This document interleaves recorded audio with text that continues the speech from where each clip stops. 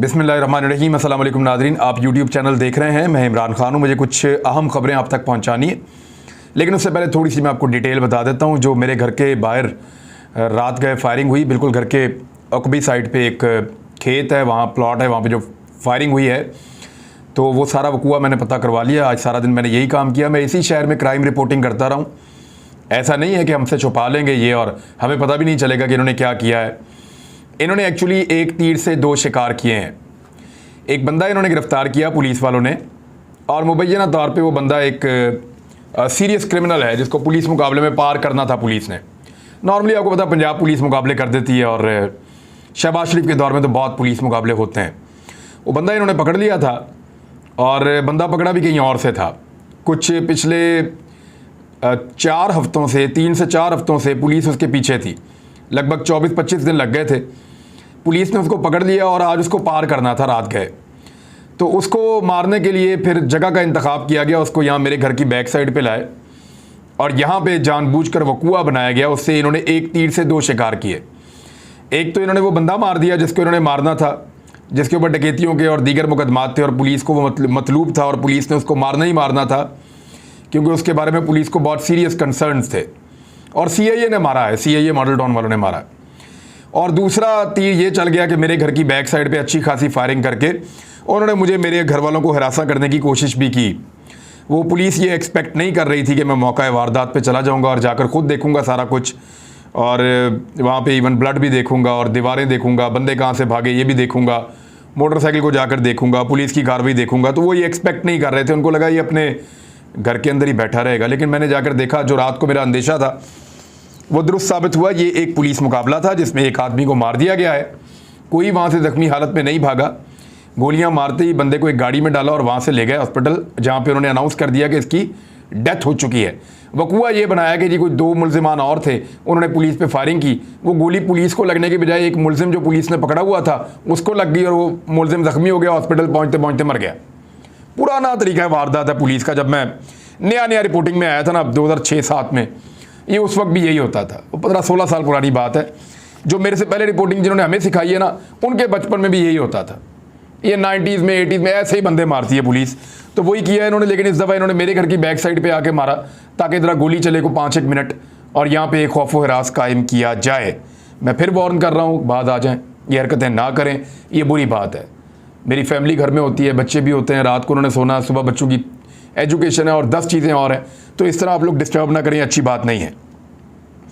अब ये तो मेरी डिस्टर्बेंस का मामला है, पूरी कौम को डिस्टर्ब करने का इन्होंने फैसला कर लिया है और कौम को इन्होंने ज़हनी मरीज बनाकर रख दिया है। मिफ्ता इस्माइल ने एक स्टेटमेंट दिया और उसके बाद एक कहकहा लगाया। जो स्टेटमेंट है और उसके बाद लगाए जाने वाला कहकहा जो है, या जिस तरह वो खिलखिलाकर हंसे हैं गरीब की हालत के ऊपर, ज़रा आप पहले ये सुने कि मिफ्ता इस्माइल ने क्या कहा और कैसे कहा। ये सुनिए। I see 3 or 4 people sitting in the third row who own planes. आपको थोड़ा सा पेट्रोल महंगा हो जाएगा, but the rest of you will be okay. आपने देखा मिफ्ता इस्माइल ने लोगों को कहा कि पेट्रोल और महंगा हो जाएगा, लेकिन रेस्ट ऑफ यू ओके, आप लोग बाकी जो है वो ठीक रहेंगे। अब मिफ्ता इस्माइल इसके बाद एक कहका लगाते हैं और सामने बहुत बड़ी तादाद में लोग बैठे हैं, एक बंदा भी नहीं हंसता। यह है बेशर्मी की इंतहा और यह है बेहिसी की इंतहा कि आपका वज़ीर ख़जाना पेट्रोल की कीमत बढ़ाने की बात करता है, लोगों को कहता है उनके ऊपर बोझ पड़ेगा, और फिर उनका मजाक उड़ाते हुए कहका लगाता है। लेकिन मज़े की बात यह है कि इस वज़ीर ख़जाना जैसा बेज़मीर आदमी एक भी सामने नहीं बैठा हुआ था जो हंसने में इसकी मदद करता और इसके साथ कहके में अपना कहकहा शामिल कर देता। कोई भी नहीं हंसा, लोग खामोश रहे। लोग इस तरह के बेज़मीर नहीं हैं कि उनको गरीब आदमी का एहसास नहीं है।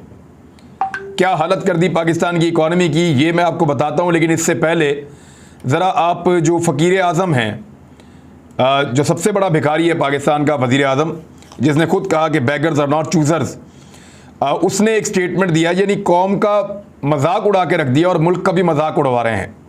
मैं आपको एक छोटा सा वाक़या सुनाता हूँ, आपको फिर शहबाज शरीफ के स्टेटमेंट की समझ आएगी। हम ना एक दफ़ा नारायण कागान गए सैर करने के लिए। एक गाड़ी आकर हमारे पास रुकी और उन्होंने मुझे नॉक किया, तो मैंने शीशा नीचे किया, मैंने उनसे पूछा, तो साहब ने कहा कि मेरी गाड़ी में मेरा बच्चा भी बैठा हुआ है, फैमिली भी है, तो हम आए हैं कराची से, तो हमें वापस जाना है कराची। यहाँ पे हमारे पैसे गुम हो गए हैं, आप हमारी थोड़ी मदद कर दें। हम मांगने वाले नहीं हैं, हम मजबूर हैं। हम मांगने वाले नहीं हैं, हम मजबूर हैं, परेशान हैं। हम कोई प्रोफेशनल मांगने वाले नहीं हैं, आप हमारी मदद कर दें। इंशाल्लाह आप अपना नंबर दे दें, हम आपको आपके पैसे वापस भिजवा देंगे। पहली दफ़ा ऐसे हुआ, फिर अक्सर ऐसा होना शुरू हो गया। जब भी हम कहीं ऐसे इलाकों में जाते थे तो कोई ना कोई गाड़ी, कोई ना कोई बंदा मिल जाता था।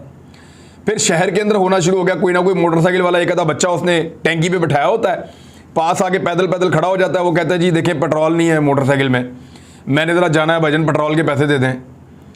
तो अब ये तरीका मांगने का ऐसा था कि आप 5-10 रुपये दे के जान नहीं छुड़ा सकते, या 50 रुपये दे के जान नहीं छुड़ा सकते। आपको कम से कम उसको पेट्रोल देना पड़ता है उसकी डेस्टिनेशन पे जाने के लिए। या अगर गाड़ी वाले को आपने देना तो 2-4-5 हज़ार रुपया तो देना है ना, कि वो पेट्रोल डाल के वापस चला जाए। तो इस तरह का ये एक तरीका वारदात था जो शुरू किया गया मांगने का। शहबाज शरीफ का जो तरीका वारदात है वो भी इससे मिलता जुलता है। वो जो मोटरसाइकिल वाला, उसने टैंकी के ऊपर एक बच्चा बिठाया होता था ऐसा, जिसकी शक्ल मांगने वाली लगती थी या वो मासूम लगता था।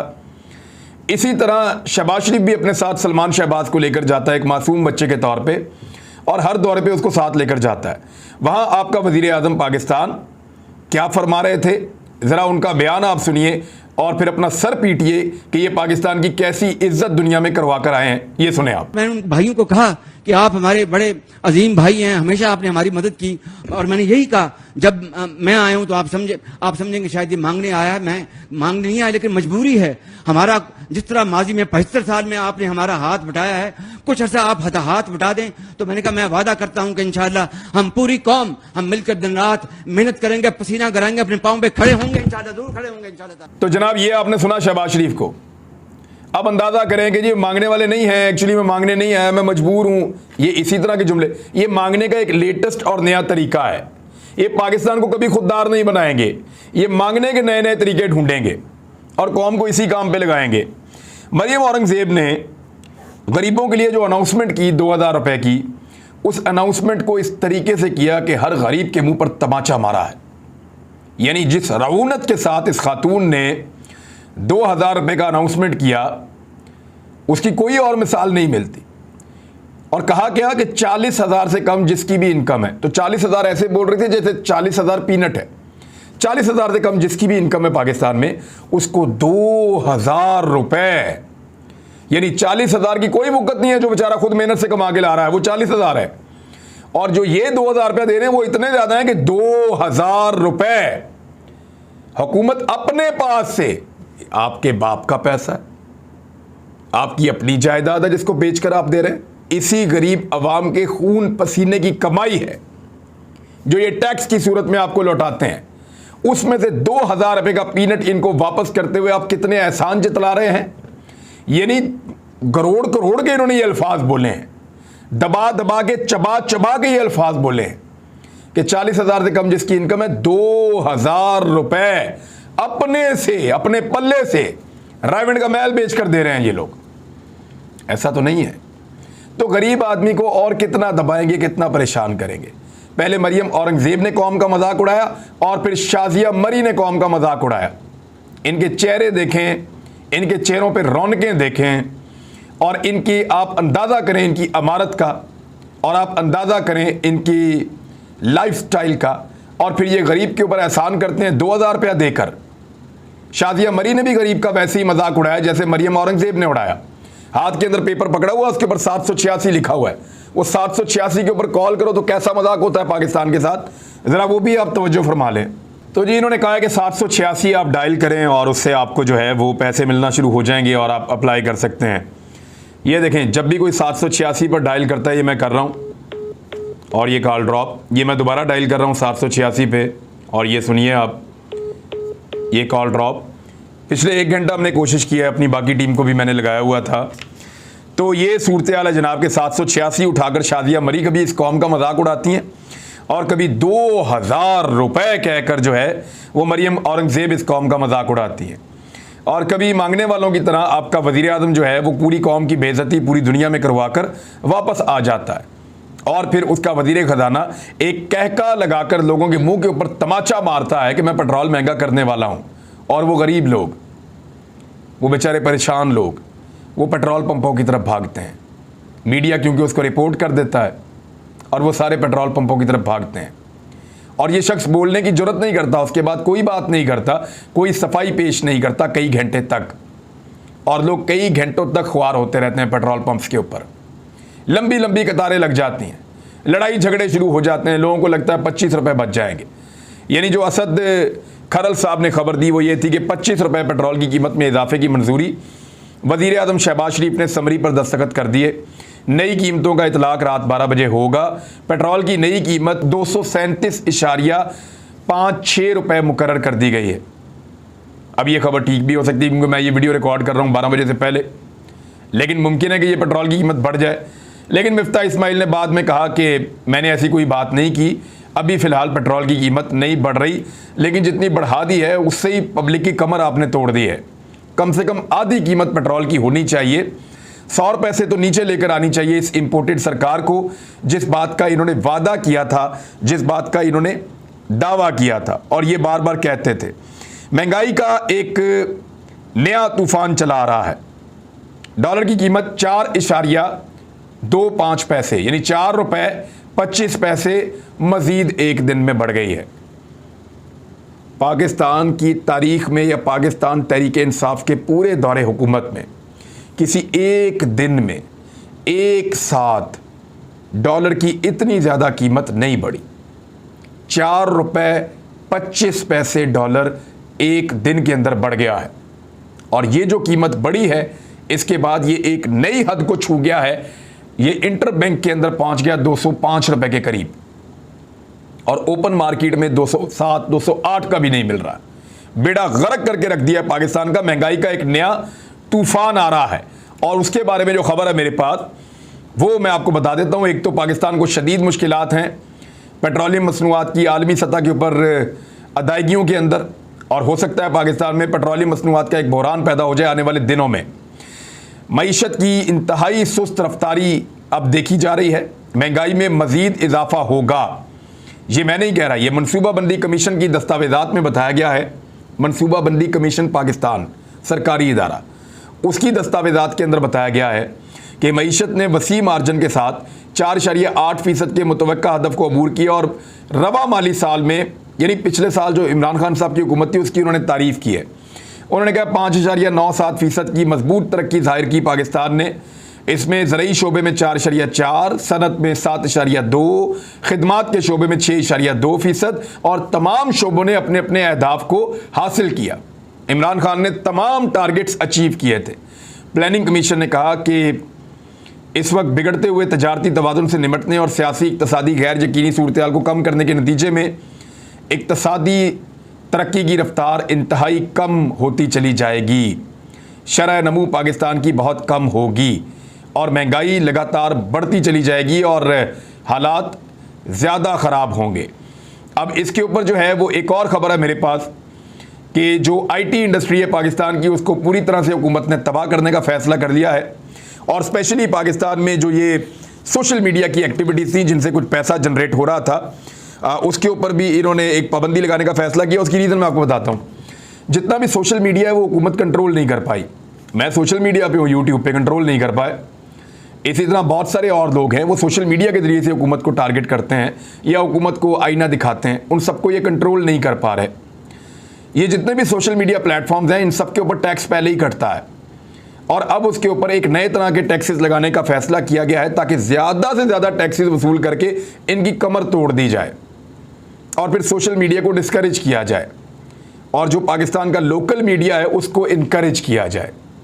तो ये एक नई पॉलिसी है जो हुकूमत लेकर आ रही है। अब कितना डिस्करेज करते हैं, किस तरीके से करते हैं, ये चीज़ें आने वाले वक्त में आपको पता चल जाएंगी। लेकिन कुछ खबरें और हैं और वो भी बड़ी अहम हैं।